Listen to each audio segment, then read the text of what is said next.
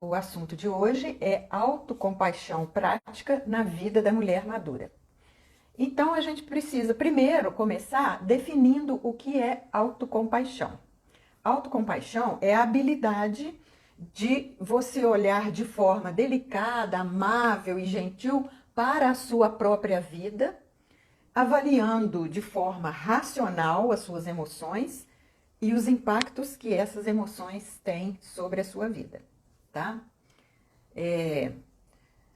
Existem muitos equívocos a respeito de autocompaixão, porque tem muitas pessoas que confundem autocompaixão com um sentimento de autocomiseração, com autopiedade, com sentimento de inferioridade, até com aquela posição meio de vítima, sabe? Aquele vitimismo, coitada de mim, ficar com pena de si mesmo.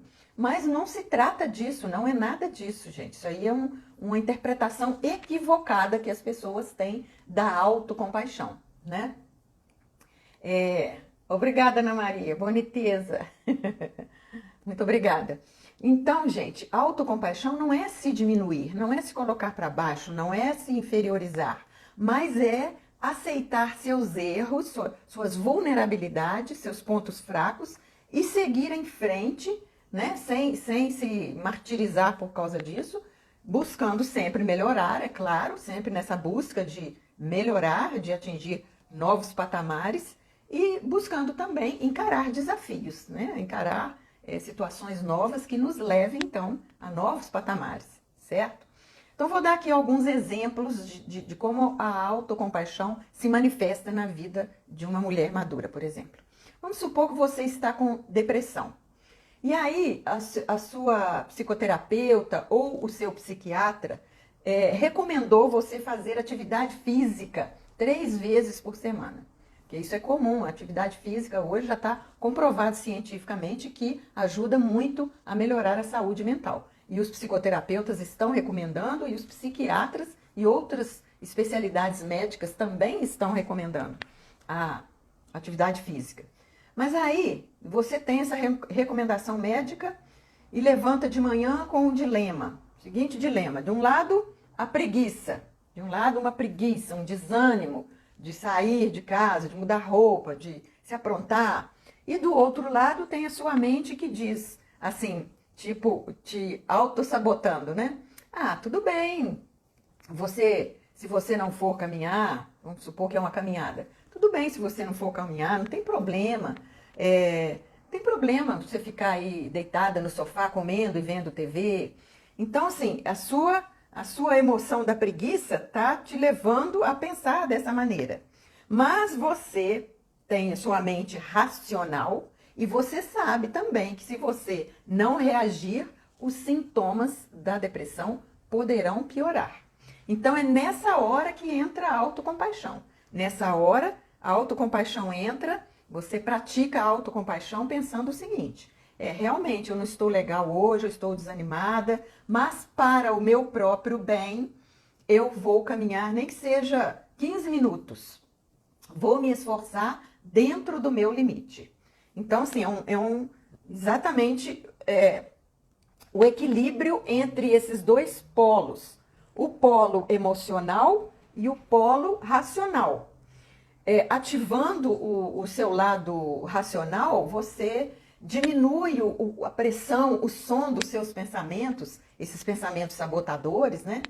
E para que as emoções não te controlem, para que você não seja guiada e conduzida e controlada pelas suas emoções. Então é preciso ativar a sua mente racional e assim você consegue realizar, mesmo que você não consiga realizar uma caminhada espetacular, você consegue realizar pelo menos uma caminhada pequena e isso depois vai te trazer orgulho, vai te trazer satisfação por você ter vencido aquele momento de desânimo e de preguiça. Outra forma, outro exemplo aqui de como a autocompaixão se manifesta na vida da mulher madura. Por exemplo, vamos supor que você descobre que cometeu um erro. Então, em vez de você ficar se julgando, se condenando, se martirizando, se culpando por causa desse erro, você acolhe, você aceita a sua fragilidade, a sua vulnerabilidade, aceita a sua humanidade, porque todos nós somos passíveis de erro, e de um modo assim que você se acolha, isso é se acolher, e procure meios de tirar aprendizados desse erro que você cometeu, né? Não fique se achando a pior pessoa do mundo porque você cometeu um erro, porque todos nós estamos suscetíveis de cometer erro.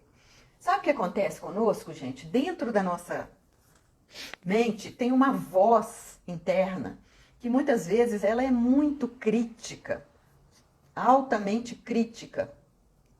Então, essa voz interna às vezes fica o tempo todo te censurando e te induzindo a achar que tudo que acontece com você é culpa sua, que você não faz nada certo, que você não serve para isso, que você não serve para aquilo. Então, assim, essa voz crítica, ela detona com a sua autoestima, com a sua autoconfiança, se você der espaço para ela, né? Se você deixar que ela cresça na sua mente. E a notícia boa, gente, é que a autocompaixão, ela é treinável.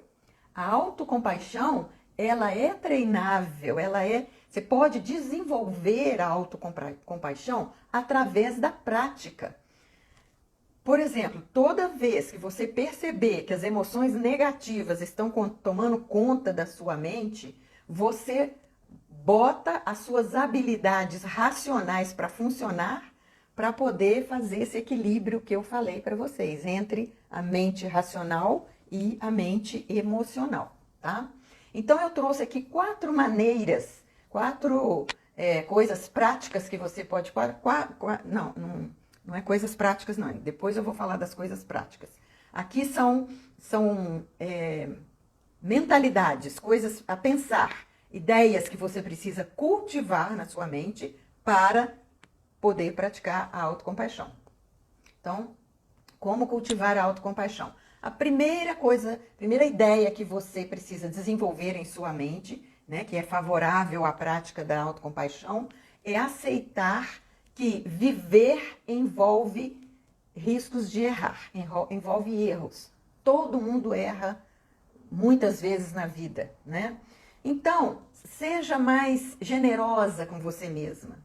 Por exemplo, se permita deixar coisas para amanhã, às vezes coisas que você planejou para fazer hoje e que você está percebendo que não vai dar conta de fazer, deixe para amanhã sem culpa, sem cobrança. Outra coisa, se permita planejar só o início da sua tarefa e depois, à medida que você vai desenvolvendo a tarefa, você vai completando o seu planejamento, entende? Por exemplo, se você errar, aceite que os erros são oportunidade de aprendizado. Então, quando você olha com mais delicadeza para os seus erros, para as suas falhas, para a sua vulnerabilidade, quando você olha com menos dureza, a sua rotina fica muito mais leve e mais tranquila. Olha, mas eu não estou dizendo aqui que a vida vai ser muito fácil e que você só vai fazer aquilo que você tiver vontade. Não é isso, não estou falando disso. O que quero dizer aqui é que o excesso de autocrítica, aquela autocrítica intensa e exagerada, atrapalha tudo. Não, você não precisa ser perfeita, você não precisa fazer tudo com perfeição para admitir que aquilo está bom e para comemorar a sua conquista, mesmo que você não tenha feito aquilo com perfeição, com 100% de precisão. O pouco que você fez também pode ser considerado bom, pode ser considerado um avanço e pode ser comemorado como uma pequena conquista que você fez, né? Segunda ideia que você precisa desenvolver para praticar a autocompaixão é refletir sobre as suas emoções e comportamentos. Olha, a coisa funciona assim, gente. A emoção é o combustível do comportamento. Todo comportamento, ele tem, antes dele, alguma emoção, tá? Qualquer que seja ela, positiva ou negativa. E a emoção é uma reação instintiva, é uma resposta fisiológica do nosso corpo para nos proteger, para a nossa sobrevivência, para a gente levar a vida adiante. Por exemplo, você pode chorar, você pode em determinados momentos sorrir, sentir saudade, sentir raiva, sentir o coração apertado, sentir as pernas tremendo, sentir insônia, sentir ficar vermelha, ruborizada. Então, as emoções vêm a todo momento, o dia inteiro, o tempo todo nós estamos lidando com a chegada das emoções na nossa vida. É igual aquela questão do ninho do passarinho na cabeça, né? Você não pode impedir a chegada das emoções, assim como a gente não pode impedir a chegada de um pássaro pousar na nossa cabeça. Mas você não precisa permitir que esse pássaro construa um ninho na sua cabeça. Então a emoção vai chegar, nós não podemos impedir que ela chegue, mas nós podemos decidir o que fazer com ela e não permitir que ela nos controle, que ela determine as nossas ações de uma maneira descontrolada, de uma maneira sem gerenciamento nenhum. Ao decidir o que fazer com a emoção, você faz um gerenciamento das suas emoções e aí, a partir daí, você escolhe um comportamento que seja coerente, que seja consciente. Não é um comportamento assim, impulsivo, né? Veio a emoção, pá, pum, você tem um comportamento ali no impulso da emoção, quer dizer, você foi controlada pela emoção. Então, a proposta aqui é você ser consciente das suas emoções, você ter sempre a percepção de quando elas chegam e observá-las com atenção e conversar com elas, né? Procurar entender de onde elas vieram, para que elas vieram, que mensagem que elas estão te trazendo e qual o melhor comportamento que você pode ter em função da presença daquela emoção aqui na sua vida. Vou dar um outro exemplo aqui. Aquele exemplo que eu dei da depressão, da pessoa com preguiça e desanimada de sair para fazer uma caminhada, para fazer uma atividade física. Vamos supor, então, que a pessoa está lá naquele desânimo, está olhando para a cama, está difícil levantar, nem conseguiu tirar o pijama ainda. Então, o que é preciso fazer nesse momento? Você precisa identificar que emoção é essa, é a emoção do desânimo. Então, investigue por que esse desânimo. Quando começou esse desânimo, o que você pode fazer em favor de si mesma para melhorar essa situação? Enfim, procure entender qual a função desse desânimo ali, se isso é uma coisa recente na sua vida, ou se sempre você foi assim, uma pessoa desanimada. Essas coisas você precisa ter autoconhecimento, você precisa lidar com as suas emoções e conhecê-las muito bem para você saber gerenciá-las da melhor maneira possível. Terceira atitude para você desenvolver, para praticar a autocompaixão, é cultivar o estado de presença. Teve naquele grupo que eu fiz na pandemia, né, do resgate da autoestima para mulheres, teve um módulo só sobre esse assunto, né, que chamava-se, se não me engano, Viver Conscientemente. É a mesma coisa de cultivar o estado de presença. Aquele livro, O Poder do Agora, do autor Eckhart Tolle, não sei se vocês já leram esse livro, afirma que o agora é o recurso mais importante, mais valioso que nós temos, porque é a única coisa que existe de fato. O passado está lá atrás, nós não temos o passado mais, e o futuro ainda não chegou, nós não temos o futuro. Então, gente, esse estado de presença é o mais poderoso estado que nós podemos acessar. É aquele estado de consciência naquilo que você está fazendo. É estar presente com mente e corpo no mesmo lugar. Porque nós temos a mania de fazer muito dessa forma. A gente faz uma coisa aqui mecanicamente com as mãos e a mente da gente está em outro lugar. Está pensando, está preocupada, está planejando. Então, o estado de presença é trazer a mente para aquilo que você está fazendo, para você desfrutar aquele momento, ampliar a sua consciência daquele momento, e com isso você vai fazer a sua mente ficar mais quieta, mais relaxada, você vai respirar com mais equilíbrio e você vai sentir mais tranquilidade e vai canalizar as suas energias com mais qualidade. Quando você está fazendo duas coisas ao mesmo tempo, né? O seu corpo fazendo uma coisa, suas mãos, o seu corpo, suas pernas fazendo uma coisa, e a sua mente em outro lugar fazendo outra coisa, pensando em outra coisa diferente daquilo que você está fazendo, você não está consciente do agora. Você está perdendo energia, você se dispersa. Tira o foco do presente, né? E dispersa a energia, porque um pouco fica no aqui e agora, um pouco fica na ação mecânica ou física que você está fazendo, e um pouco se dispersa para fora com os pensamentos e as preocupações que você está tendo. Olha, por exemplo, preocupações, ficar pensando demais no futuro, deixar que as emoções negativas tomem conta de você, ou até mesmo deixar se influenciar pelo que os outros dizem, pelo que os outros falam, são coisas que nos roubam o presente, nos roubam o estado de presente e faz com que a gente desperdice energia. Porque a energia que deveria estar focada naquilo que eu estou fazendo agora, ela está se dispersando para fora, conforme eu expliquei aí, para outras coisas. E a quarta atitude para você desenvolver a autocompaixão na prática é você pensar na sua melhor amiga. Pense na sua melhor amiga e imagine como você falaria com essa amiga se ela estivesse passando por uma situação muito difícil. Eu tenho certeza que você teria compaixão dessa amiga, que você agiria de maneira amável e gentil com ela, em vez de ficar julgando, apontando erros e condenando e apontando o dedo. Então, da mesma forma que você faria com uma amiga muito querida, você vai agir com você. Da mesma forma, você vai ter também amabilidade, generosidade e gentileza com você mesma. Porque não é justo você ser tão preocupada e gentil com as outras pessoas e não fazer isso com você mesma.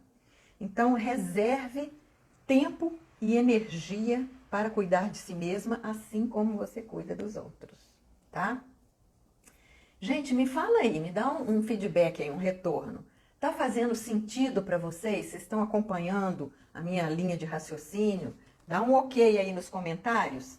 Se está fazendo sentido para vocês, se vocês estão acompanhando meu raciocínio, a lógica do que eu estou falando aqui. Eu preciso de um retorno aqui para mim prosseguir. Deixa eu olhar aqui os comentários. Regina, Célia, muito. Ana Maria, ok, tá. Então, quero deixar aqui com vocês 3 ferramentas que vão complementar a sua habilidade de autocompaixão. Então, ferramentas são coisas práticas que você pode fazer para desenvolver a autocompaixão aí na sua vida, né? No seu dia a dia. Lembrando, né, um aspecto importante que eu preciso lembrar aqui é que o autoconhecimento é a base, é o alicerce da autocompaixão.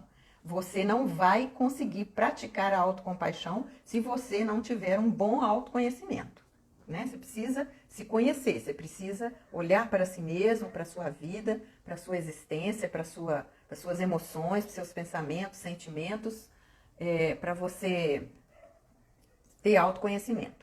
Então, a primeira ferramenta, né, coisa prática que você pode fazer para desenvolver a autocompaixão é a meditação. Gente, a meditação é uma ferramenta de autocura muito eficaz para trazer os seus pensamentos para o presente, para trazer a sua atenção plena para aquele momento que você está vivendo, sem ficar pensando no passado, sem ficar pensando no futuro, sem julgamentos do que está acontecendo ali no momento, com firmeza e com gentileza, tá? Se você não tem prática de meditar, procure na internet, tem muitas meditações guiadas na internet, tem aplicativos gratuitos de meditação que você pode adquirir, baixar para você ser conduzida na meditação de modo que você vai ganhando prática à medida que você vai fazendo, tá? A segunda ferramenta para desenvolver a autocompaixão é a leitura, fazer leituras. Ler sobre o tema autocompaixão é uma forma de aprofundar e definir a melhor forma de você lidar com as emoções. Então, eu estava falando para vocês das 3 ferramentas que vão complementar a sua habilidade de praticar a autocompaixão, né? Então, a primeira delas é a meditação, só fazendo uma revisão aqui do que eu já falei. E, como eu disse, é um jeito de você trazer a sua mente, seus pensamentos para o presente. E se você não tem prática de fazer a meditação, escolha meditações, áudios de meditações guiadas que tem livremente aí na internet, no YouTube. Tem aplicativos gratuitos para você fazer meditação todos os dias, você fazer seu planejamento de meditação. Então essa é uma ferramenta. Outra ferramenta é a leitura. Aí que eu parei. Ler sobre autocompaixão é uma forma de aprofundar no tema e definir a melhor maneira de você lidar com as suas emoções. Então eu quero recomendar que eu tenho 3 livros aqui para recomendar para vocês, que são muito úteis para aprofundar nesse assunto da autocompaixão.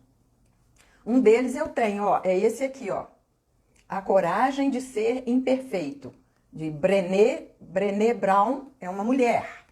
Então ela escreveu um livro falando que a gente precisa de ter coragem para mostrar as nossas imperfeições e as nossas vulnerabilidades. E ter vulnerabilidades e ter fraquezas e ter pontos fracos não é sinal de fracasso, de derrota, mas é uma definição de coragem, né? De encarar, se você encara seus pontos fracos e permite que eles aflorem, é uma definição de coragem. Então esse é um dos livros. O outro livro que eu recomendo chama-se Autocompaixão. A autora é Kristin Neff. Quer ver? Deixa eu escrever aqui o nome dessa autora. Você encontra fácil aí na internet esse livro com esse nome de Autocompaixão. Kristin Neff. Autocompaixão.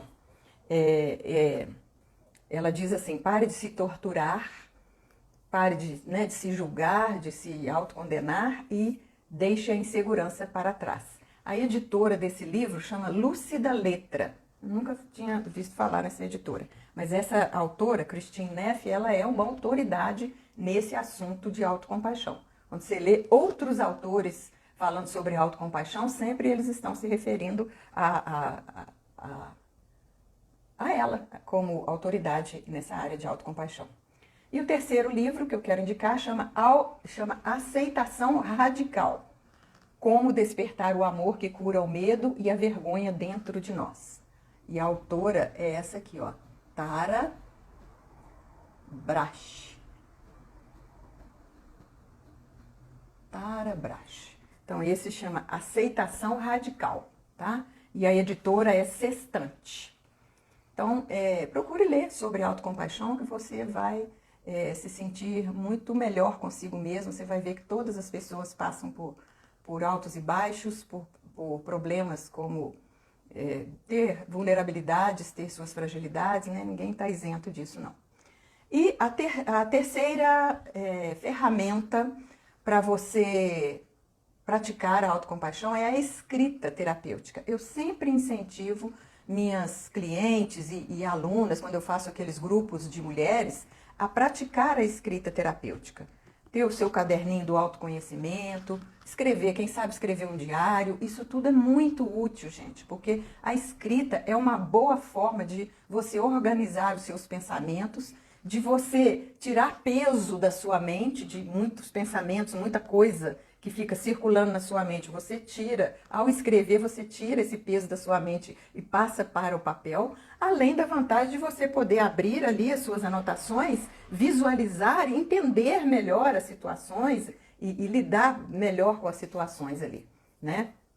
Então, um exercício que eu sugiro para vocês da escrita terapêutica, existem vários exercícios, né? Mas hoje eu trouxe um aqui muito simples de fazer. É você escrever uma carta para você mesma, mostrando a sua melhor versão. A pessoa que vai estar escrevendo é o seu eu compassivo, é o seu eu que tem autocompaixão, que estará escrevendo para você, que é aquela pessoa, às vezes, que se sente diminuída, se sente culpada por cometer erros. Então, o seu eu compassivo vai escrever uma carta mostrando suas qualidades e a sua melhor versão, tá? E a última ferramenta, e muito importante até para você colocar todas as coisas que eu falei em prática, é a terapia, né? A psicoterapia. É a melhor ferramenta para você olhar para você, para suas questões com mais carinho e entender que nem tudo está sob seu controle e que você não precisa sofrer, você não precisa se cobrar tanto e ficar se julgando por isso, se escondendo, né, atrás das suas frustrações, atrás da sua culpa, atrás da sua derrota. E a terapia, ela pode, com a ajuda de um profissional, você pode colocar todas essas coisas que eu falei aí acima em prática, né, de forma mais centrada e certeira. O lance é o seguinte, você e a sua mente precisam entrar em sintonia. Você e sua mente precisam estar em sintonia para que você consiga aceitar o que está sentindo, seja positivo ou negativo, e agir com firmeza para que boas atitudes sejam tomadas, né? Para que boas ações sejam feitas como decorrência das suas reflexões, das suas avaliações e da sua autoaceitação, né? É isso que eu tinha para trazer para vocês hoje. Vocês têm alguma dúvida, gente? Quer perguntar alguma coisa ou comentar? Agora é a hora, né? Deixa eu ver se eu esqueci alguma coisa, porque na hora que eu estava passando mal aqui, eu fiquei meio perdida. Mas não esqueci nada não, tá? Tudo que eu trouxe para falar com vocês foi falado.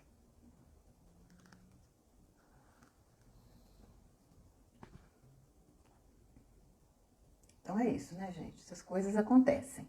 Então, eu não vou ficar também me martirizando, porque eu tive que interromper a live, não vou ficar aqui me julgando, me culpando.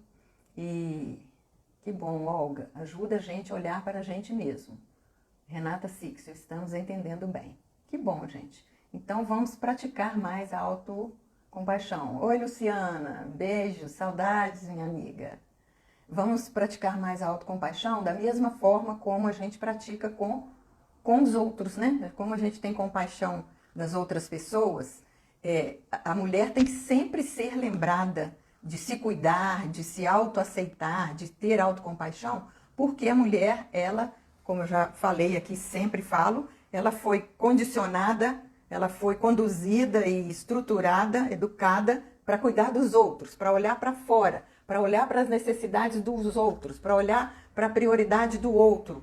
E foi muito pouco educada para olhar para a sua própria necessidade, para os seus interesses, para as suas vontades. Então, isso é um alerta que eu como profissional sempre faço para as mulheres, porque as mulheres têm dificuldade com autocompaixão, têm dificuldade com autocuidado, têm dificuldade com autoaceitação, têm dificuldade com autoconhecimento, por causa disso, né? Porque toda essa estrutura, a forma como nós fomos conduzidas e a forma como isso é feito de geração em geração, vem fazendo com que a gente não olhe para nós mesmos, não olhe para as nossas vulnerabilidades e que a gente tenha vergonha das nossas vulnerabilidades, que a gente tenha constrangimento de cometer um erro, né? Ivana, verdade, hoje estou praticando. Ana Maria, é complicado até entendermos isso. É complicado, Ana, a gente demora a entender, a gente demora muito a entender isso, que é necessário olhar para nós mesmas e ter autocompaixão.